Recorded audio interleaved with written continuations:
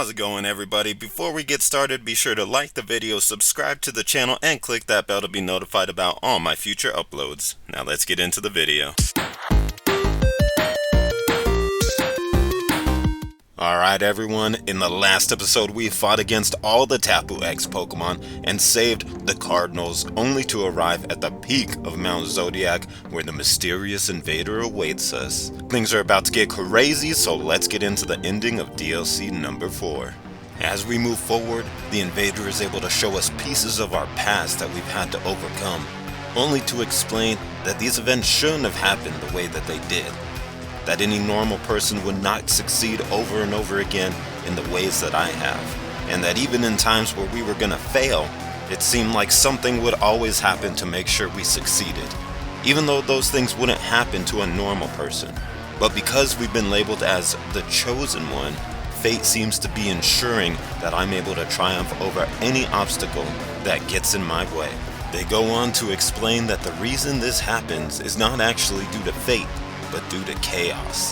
That chaos is random and unpredictable and would make things happen that weren't supposed to.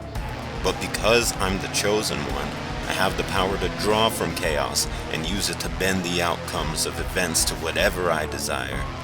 So anytime I was backed into a corner, or anytime I was struggling to overcome, or anytime I was supposed to lose but didn't, I relied on chaos to guide me to victory.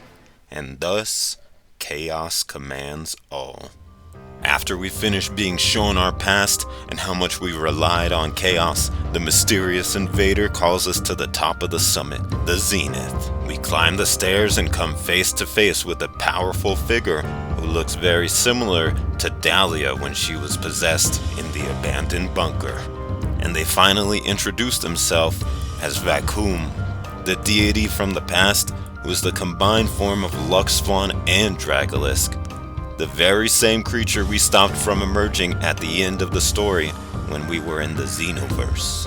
Except this time, it appears they've taken over what may have been left of Trey's body after he sacrificed himself for us to escape.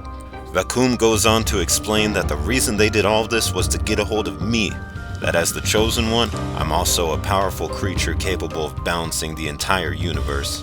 They ask us to join them in the reshaping of the universe, but we're the main characters, gang. And we don't join bad guys, we beat them down. So let's put an end to Vacuum's crazy schemes. For the battle, the strategy is basically going to be set up with Shyleon and sweep the shit out of them. So everything we're doing is going to help us get to that setup point. They lead a Gorgion, we lead with our own Gorgion and go for a perfect glare. When we hit them with that triggers their red card. It switches us out into our own Shyleon, which we don't exactly want just yet. This guy's whole team is based around weather like hurricane, thunder, and all that. So we go out into our Scoville to set up the sun, and from there, things are ready for us to start setting up with Shyleon. We bring Shyleon in and get hit immediately with the thunder, and even worse, they paralyze us right off the bat. That does make our sweep a bit more difficult, but it's still very doable. From there, we basically start setting up Calm Minds, get up to +6, and then get behind a sub. We do get hit with even more bad luck, as on the same turn we go to knock out a Gorgion, it crits us with an Earth Power and breaks our sub, meaning we don't have a sub going into his next Pokemon. Thanks to the sun, Enamorus does miss Hurricane, so we're able to get back behind our sub, and then we just start wearing this thing down with Dazzling Gleam.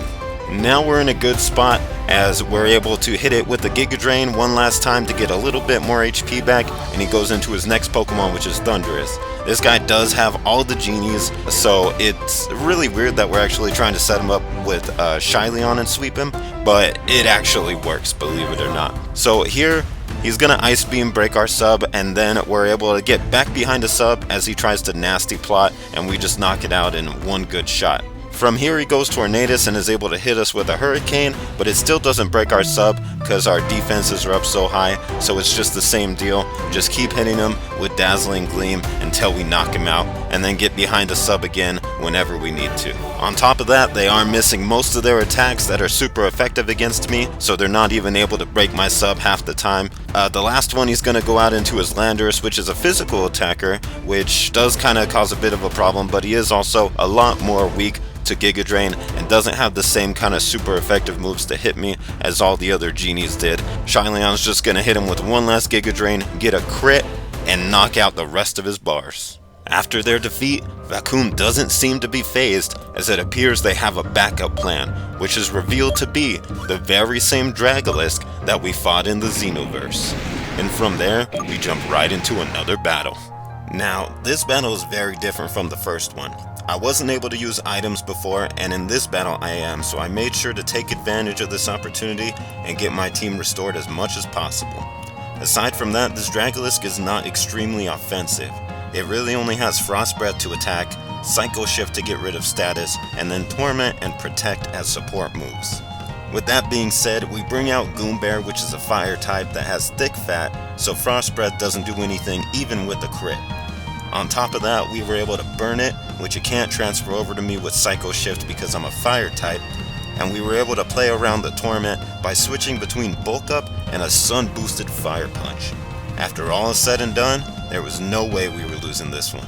Once this battle is over, Vacuum points out that this is not actually Dragolisk, that the Dragolisk I fought in the past has become something much more sinister now, as it seems Vacuum has one last trick up their sleeve. At that point, this dimension becomes even more distorted as Dragolisk X is revealed, and the final battle begins. Now let me tell you all, I lost to this Dragolisk a ridiculous amount of times, but after hours of trial and error, I decided the best way to defeat it was not by stalling it out, but by completely neutralizing anything it's capable of doing to my team. And that starts off with the Perfect Glare.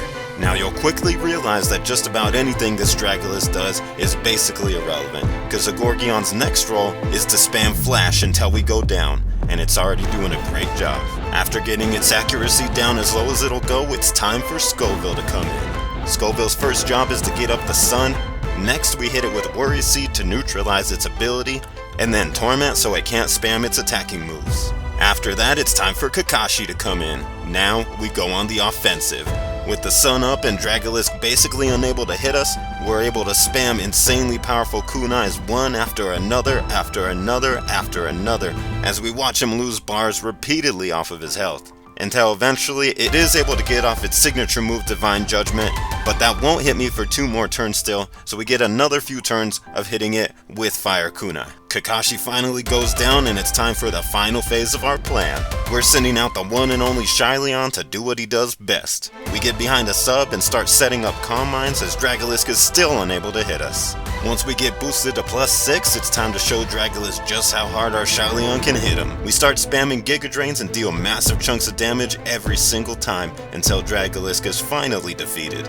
And once again, Shyleon retains its title as the strongest Pokemon of our entire playthrough. As soon as Dragolisk is defeated, the Fury Ball we received begins to glow, and we know it's finally time to use it. With Dragolisk or Vacuum unable to do anything else to get in our way, we throw the Fury Ball and obtain our own Dragolisk X. Vacuum accepts defeat as DLC 4 comes to an end.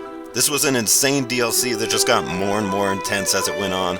I really loved every second of it, and now we just have one last DLC to work through. I'll see you guys then.